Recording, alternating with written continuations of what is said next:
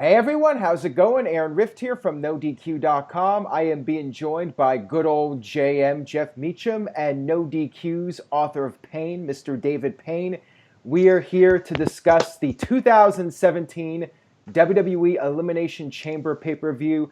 I don't know about you, Jeff, but it feels like it's been 2 weeks since we've done a pay-per-view predictions video. You know, I was just going to say before we came on there, it feels ridiculous to be doing a pay-per-view prediction show. You guys just did a pay-per-view results show the other night, like literally the other night, and we're back in front of the camera again. Like, this is the problem that WWE talent has, and WWE production has, I think, and WWE fans have. Way too quick a turnover between shows.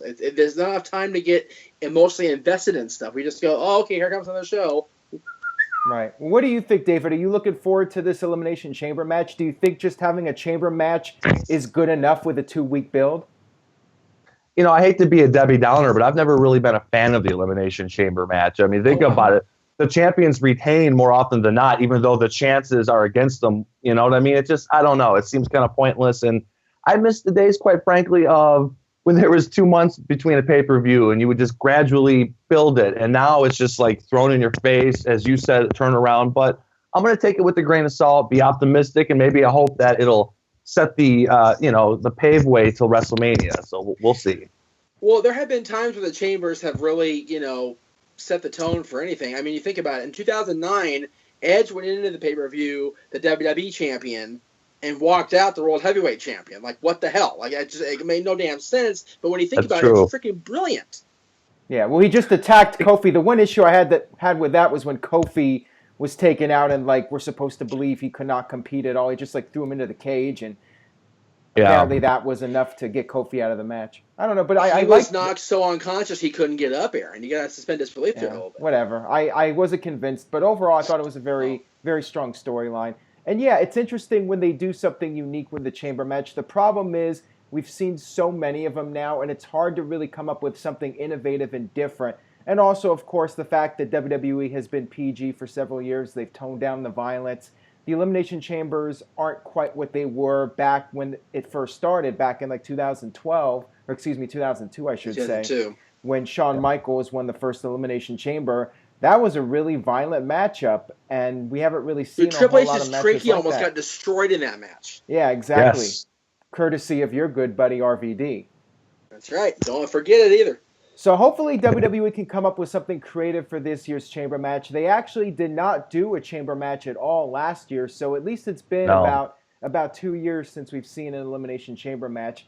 The last Elimination Chamber pay-per-view, I think, was 2015, and that was a network special, and that was in Corpus Christi, Texas. Wasn't a very memorable chamber pay-per-view. Well, when the highlight of the night is two things: a tag team chamber match we've never seen before, and good old Skippy Flyback being Intercontinental Champion, you kind of lose momentum. Yeah, exactly. But I will say this, though. I mean, for all the fans who think right now the card is set in stone and they're upset about WrestleMania and crapping on it already, don't forget this is the time that WWE, if they want, can listen to the fans like they did with Daniel Bryan and maybe make some tweaks along the way. So we'll see. This is true. Yeah, well, this is a SmackDown pay-per-view, so we'll talk about the SmackDown side of WrestleMania and what we might see heading into that big show. This is the roadblock to WrestleMania, except it's called Elimination Chamber. Thankfully, they're not using the roadblock name again. I'm hoping they're done with that, but that's a whole other topic. Let's hope. Let's talk about the matches here for the pay-per-view. We have Becky Lynch one-on-one with Mickie James. Now, Mickie James recently returned to WWE. She was revealed as La Luchadora attacking Becky Lynch.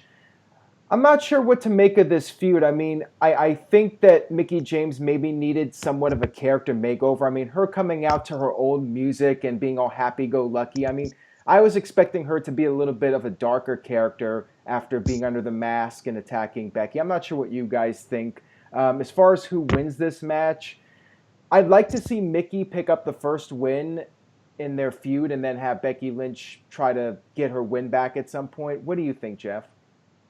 I agree. I think that I kind of crapped on the whole Rumble outcome, the six woman tag that the heels lost that match, but I didn't keep in mind that Naomi got a huge win over the champion, so I kind of set up for her going into into the Sunday. So that was my mistake, obviously. But I think now that it's one-on-one, you've got Mickie against Becky, and it's the definitive first match between the two ladies one-on-one. You almost have to give Mickie the win because that sets the tone. The heel wins the initial stage of the feud, and then the babyface comes back and pulls up the big underdog victory at the end. Yeah, I couldn't agree more. I mean, that's the formula. Plus, I don't see Mickie James being, I honestly, I attribute her coming back as just sort of kind of boost the lackluster depth right now of the SmackDown women's roster. So she's kind of there just to, get them over sort of, but she'll definitely get this win, I anticipate. Yeah, and I mean, there's always a possibility. Go ahead, Jeff. Let me ask both of you guys something, because Aaron, I saw the post, the rumored WrestleMania card. Do you guys think that Mickie returning had anything to do with Nikki possibly walking away? I mean, who knows? I think after TakeOver, they were definitely going to bring her back. I'm not sure that it had anything to do with Nikki. I think it was more the fact of her having such a good performance at the TakeOver show. They decided to bring her back on a regular basis. Yeah, that's kind of what I gathered. I just figured, like I said, they're trying to bolster the SmackDown women's roster. They're losing a huge name there if Nikki does walk away. We don't like to give Nikki a lot of credit, but she does earn a lot of credit for being the face of the SmackDown women's roster, besides the champion, of course. And with her actually walking away, they need a big Mickie James-like name. Yeah, they do. Absolutely. But we'll get to that more in a few minutes here when we talk about... Sorry, I may jump ahead. I was just thinking about that. Yeah, we're jumping ahead a little bit. All right, so we have Randy Orton, the Royal Rumble winner, going up against Luke Harper, one-on-one match. So it looks like we're having perhaps a Luke Harper babyface turn, but there's a lot of different ways this could go. I mean, we could always have Harper and Bray Wyatt reuniting. I mean, it seems like fans want to see Luke Harper as a babyface. So I'm really intrigued about this one. What do you think about this match, Jeff? It really depends on what happens in the Chamber match. I'm not saying the Chamber match will go before this one, because it won't, but I think that we need to really decide, okay, whatever happens in this match will dictate what happens in the Chamber. What I mean by that is, I think that if Randy, when Randy defeats Luke Harper, because honestly, if Luke Harper defeats the Royal Rumble winner before WrestleMania, that kills Orton's momentum. I don't care if it is Randy Orton or not. Yeah, it's not going to happen. I don't care if it's Randy Orton or not. It's going to kill his momentum. So when Randy Orton beats Luke Harper, there's going to be desperation on Bray Wyatt's part in the Chamber match, and whatever happens in that match will dictate WrestleMania. So I think Randy wins this one outright. What do you think, David? Yeah, I couldn't have said it any better myself. That makes perfect sense. I don't see Luke Harper winning, and it remains to be seen. There's a lot of, if you look, history of flip-flopping from face to heel within the Wyatt family over the years, and it wouldn't surprise me if he goes right back to him again. Who knows? But for the time being, I see Randy Orton winning, and his momentum, will carry on to WrestleMania. Good analysis right there. I agree with you guys. I think Randy Orton will pick up this win. All right, Alexa Bliss defending the Women's Championship against Naomi. This is Naomi's big opportunity for the SmackDown Women's Championship, perhaps the biggest push she has gotten in her entire career in WWE up to this point. So will fans feel the glow with Naomi as the women's champion, or will Alexa Bliss continue her run as champion heading into WrestleMania? At this point, there's no match that's even been rumored for WrestleMania for the women's championship. Kind of interesting to see what's going on if the women's title on SmackDown is going to have a big match at WrestleMania or not. What are your thoughts on this match, Jeff? I think this is one of those, not quite as throwaway as Ziggler and Apollo Crews, but it's definitely one of those, okay, let's give Alexa a championship match on this show, because you probably won't get one at WrestleMania because they're going to focus on the Raw Women's Championship. So, Alexa, here you go. Here's your Road to WrestleMania championship match, and we'll let you retain too. What the hell?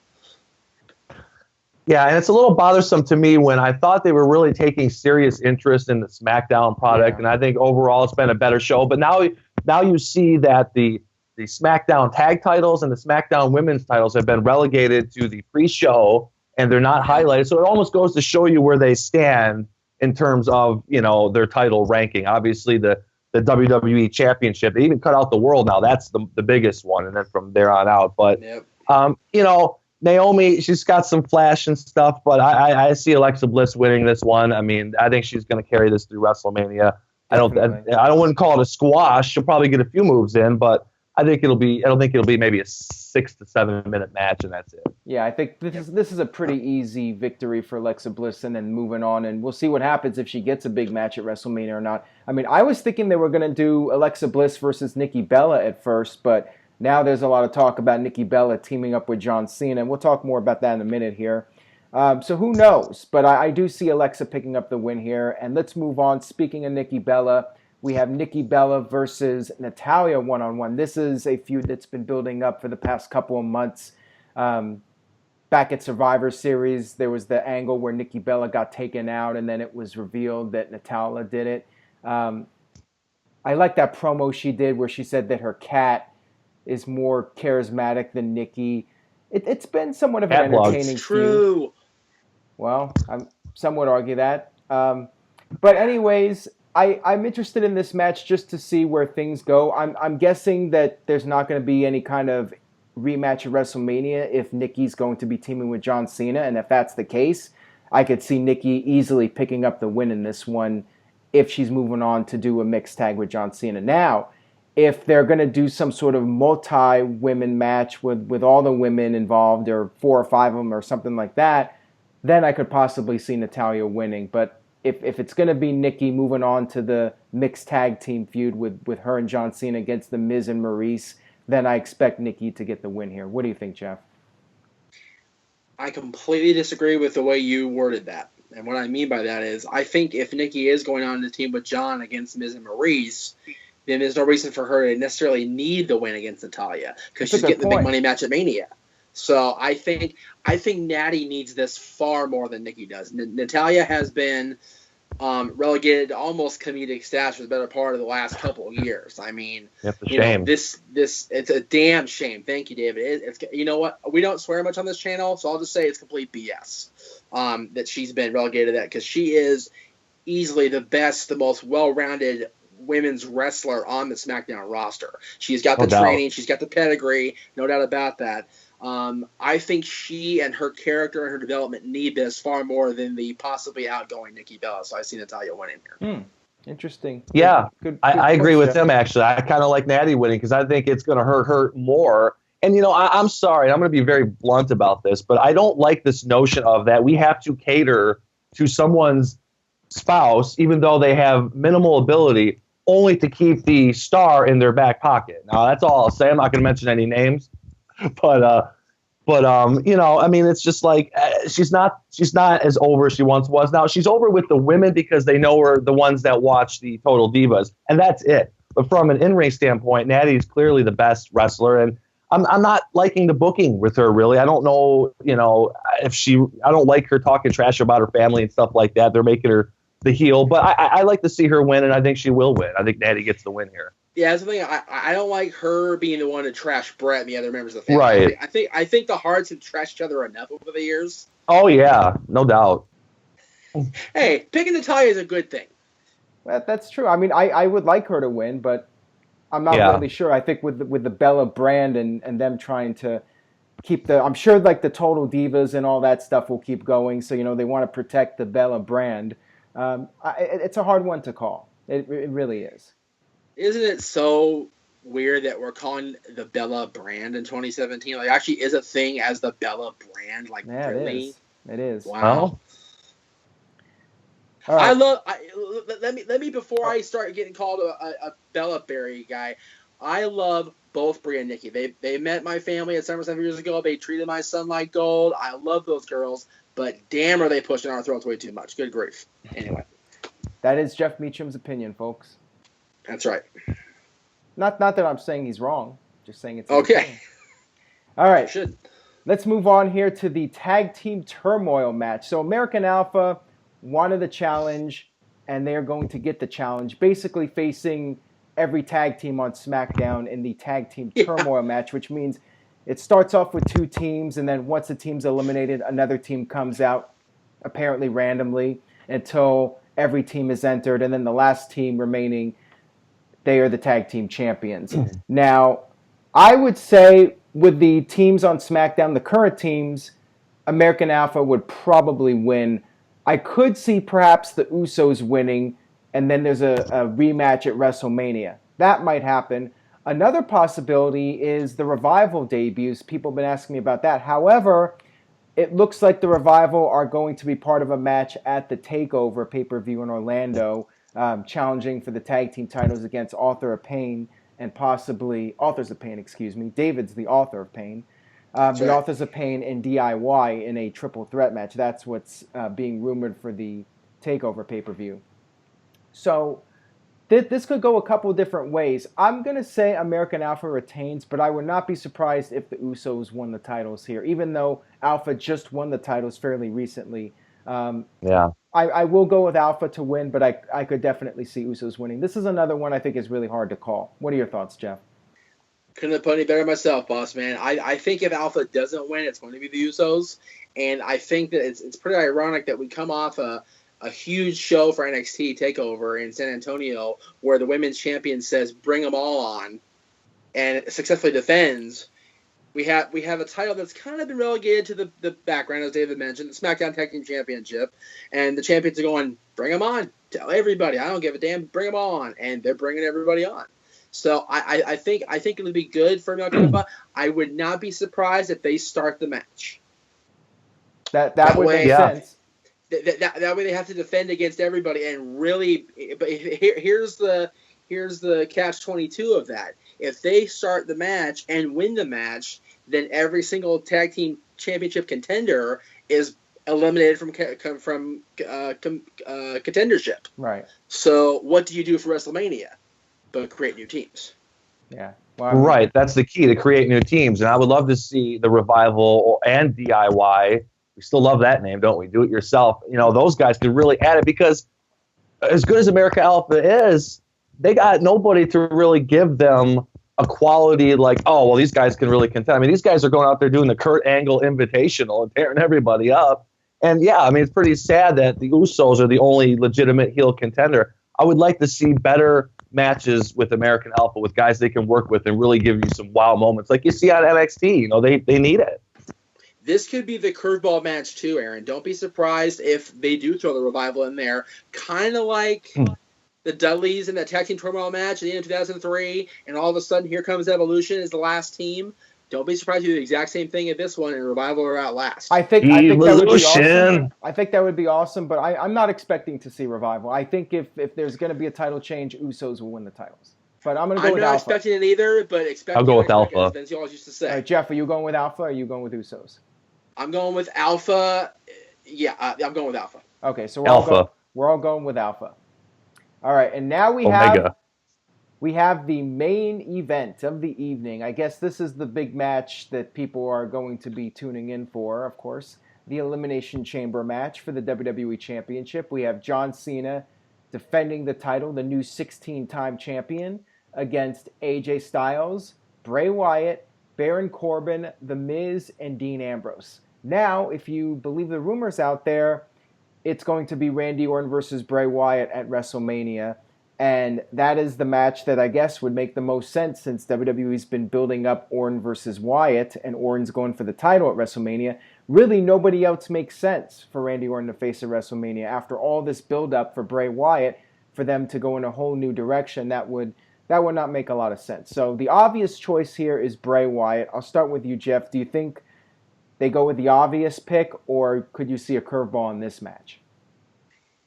It could go either way. I mean, conventional wisdom says Bray Wyatt wins the championship, but how much would that suck for Bray Wyatt fans to finally have their guy be the WWE champion after all these years of watching him struggle with his character and be buried so many times by everybody, including John Cena, and then he gets the championship, and then boom, Orton buries him. Right there at WrestleMania, just for everybody to see. That would suck so bad for Bray Wyatt and his fans. But on the other side of the coin, as Ric Flair has always said, it's an honor to be there, even for a short time. So I think that Bray himself would even tell us that his character is not designed to be the WWE champion. His character is designed to be the catalyst for championships to change hands. Right. And I think that him winning makes the most sense. If they were to go against the grain and against Bray Wyatt winning, it would not surprise me if Cena retained. That's interesting. What do you think, David? Yeah, I've gone over this in my head a lot. First of all, out of all these guys, which one doesn't really belong there out of all these names? Let's be honest. He's like the Kevin Nash. I'm talking about Baron Corbin. He's like the Kevin Nash. Okay, Baron Corbin eliminated Braun Strowman at the Royal Rumble. I know, but of course WWE is going to have short-term memory, and they're going to say, "Oh, people will forget about that," and they'll just, they'll bury him. That would be stupid. That would be stupid to not bring attention to that and make a big deal out of it. Well, it would be, but it would also be very typical WWE booking, Aaron. Yeah. Right, because think about over the years how many big eliminations we've seen, and then nothing came of it in a rivalry down the road. They just forgot about it. Does happen. So think about this: Kane eliminated 11 people from a single Rumble match, and only last of the end, Austin eliminated him. Where was he at WrestleMania in a triple threat hardcore championship match? I'm just saying. Right. So you never know. And he won, but still. Yeah. I've gone over this in my head, and I just think that if Cena loses, it really doesn't do. It feels like the 16th championship was forced. Right. That's what a lot of people have said. And as much as the smart fans that would like to see Wyatt finally get his push, I'm thinking that maybe they're going to prolong it and tease it longer. I don't think that Bray Wyatt wins here. I'm going to say that John Cena retains. You think they're going to do Cena versus Orton at WrestleMania? Well, I mean, it's really tough. I don't know. They've kind of painted themselves in a corner because if I can't book it, I mean, maybe they'll pull a swerve and maybe they'll give AJ some love. I said in my videos months ago that AJ should be the champion in WrestleMania and have a really big, high-profile match. So what about? And you've said this in the past before, Aaron. You booked it. And you've said, well, what about Orton and AJ? We haven't seen that. I would actually like to see that. So I'm going to pick AJ Styles. How do you like them apples? Right. The hell with it. Getting back to what you just said, though, David, if AJ does regain the championship, then the 16th championship was forced on John Cena. So either way, but if any other scenario except John Cena retaining the championship happens, the 16th championship reign was meaningless because it only lasted 2 weeks. Yeah, true. But he's got a point, though. Who wants to see Orton and Cena? We've seen that song. Right, and it's probably WrestleMania. Lord knows I don't want to see Orton and Cena for the 6 millionth time either. But again, you know what? It's funny. The last time we were heading towards Cena Orton at WrestleMania, when did Cena cash in? The pay-per-view before. Yeah. So anything can happen between now and Mania. That's true. They could always throw a curveball on an episode of SmackDown or whatever. But I'm not expecting Cena to win this match. As far as the AJ winning thing goes, AJ versus Orton, I'd love to see it. And AJ has said publicly in interviews he wants to face Randy Orton. That's like his dream opponent in WWE. And that's a big match. We haven't seen those two cross paths yet. That would be awesome for WrestleMania. A fresh matchup to do at WrestleMania. And one way you could get to that match is, with the whole Bray Wyatt thing, you could have Bray Wyatt interfere in the Orton versus Harper match and cost Harper, and then Harper comes back out later and costs Bray the match. You have Bray Wyatt versus Luke Harper, and that sets up AJ winning, and you could have AJ versus Randy Orton at WrestleMania. You could turn Luke Harper babyface, you can keep Randy Orton a heel, and you could turn AJ face, which is what people have been wanting to see this whole time. Oh, yeah. It would not be the first time somebody was hiding inside the chamber match going into the chamber. So yeah. So there is a way they could do that. They could get to that where you have a babyface AJ Styles versus a heel Randy Orton. I mean, Orton has made it clear he prefers being a heel over a babyface. And, if Orton's going to face Bray Wyatt at WrestleMania, I would assume that Randy Orton is going to be the babyface for that match. So I'm not sure how they're going to do this. And there's a lot of different ways they can go, which I think is intriguing, even though the obvious outcome is Bray Wyatt winning. Not to be totally geeky here, but Admiral James T. Kirk was once quoted as saying, "There are always possibilities," Spock said. Right. Anything can happen between now and April. Yeah. Anything can happen in the World Wrestling Federation. Well, I wish that was the case. That was the good old days when you really didn't know when they would throw curveballs at you. But I'm going to go with the obvious pick, and that's Bray Wyatt. My guess is they will do the obvious thing where Bray Wyatt wins, and then Randy Orton and Bray Wyatt have their falling out, and they have their match at WrestleMania. So we got 3 different scenarios this time. That's a first. Jeez, we get more done in these meetings than they probably do in a production meeting, man. We really brainstorm. Well, what's your official prediction, Jeff? My official prediction is... Damn it. David said AJ Styles. So David, that's your official pick, AJ? That is yes, sir. Well, then I will be totally against the field and say John Cena retains the championship. How about that? Really? Just to go against the grain. In the back of my mind, I'm kind of thinking like you think with Bray against Orton, but something tells me they're not going to waste John's 16th championship reign on 2 weeks. But do you still think they're going to do? What do you think John Cena's match at WrestleMania is going to be? We'll talk about that at WrestleMania. We got some time to brainstorm. But my thing is too, these guys that are getting in there now, your AJ Styles, your Austin Aries, your Bobby Roodes, they're all in their mid to late 30s, and you're running out of time to book a match that people have never seen, and it may not ever happen and metastasize down the road. So my thing is, book a match that people want to see, and I like to see AJ and Orton. I'm not a huge Orton fan. I've been vocal about that, but I would love to see him work with AJ. I think that would be a top-notch match. I totally That's agree. one of those. I mean, think about it. AJ really hit his stride in TNA in like 2004, 2005. Where was Randy Orton in 2004, 2005? Winning the championship, facing The Undertaker. That's where he was in that time. Can you imagine those two guys back then? That's what we would try to get like something now. Yeah, exactly. Right. All right, guys. So that'll wrap it up for our thoughts on Elimination Chamber. We will be back Sunday after the pay-per-view. Jeff, are you going to be around for this one or no? It's very iffy with you with these things. You know what? I'm actually off Sunday night the 12th. Oh, nice. So we will have Jeff Meacham here. For I will be post-show. here. Yes. Excellent. Sounds good. Great. So we'll be back Sunday night. Most likely the three of us. No guarantees, though. You can follow Jeff at twitter.com/_Jeff Meacham. And you can follow David Payne at twitter.com/smartmark420. Thank you guys very much for checking out the video. And we will see you. Aaron, wait, no, don't close the show yet. Oh, yeah, I got to let Jeff have his plugs. And David, if you have any do the plugs, plug, too, man, because I didn't do Talk Wrestling this week, and that's my bad, boss, for no Talk Wrestling. I had technological issues all week, so I'm sorry. Let me get out Steven Jensen on Twitter at @FightTalk_. That's one word, @FightTalk_. I was on his podcast. It's the second time I've been on the podcast. He sent me this shirt to plug. Here's the shirt. You can buy that at What a Maneuver on Twitter, which is on Twitter as well.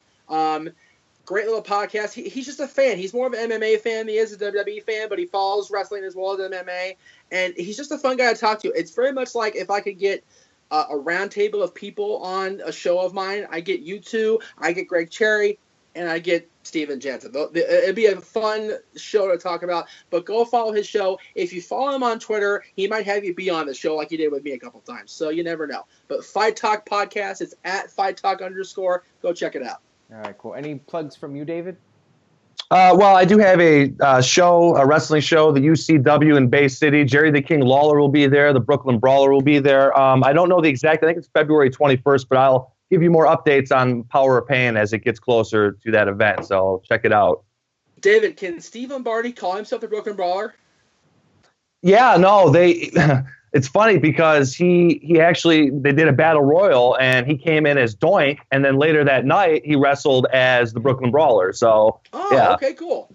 I think him and Vince were tight enough where it was amicable, and he's allowed to use his gimmick. And I would hope he actually so. brings He's been there so long. You would think that. Yeah, and he's great for that promotion too. I think to get a guy that worked in the big leagues for that long is good to have around the young talent. So. Seriously, I've met Steve more than once. The guy is just a freaking plethora of knowledge. If you can get to your young guys and talk to him, gold mine. Absolutely. All right, guys. Same with Jerry. That'll wrap it up for this edition of our predictions for WWE pay-per-view event. We will see you next time.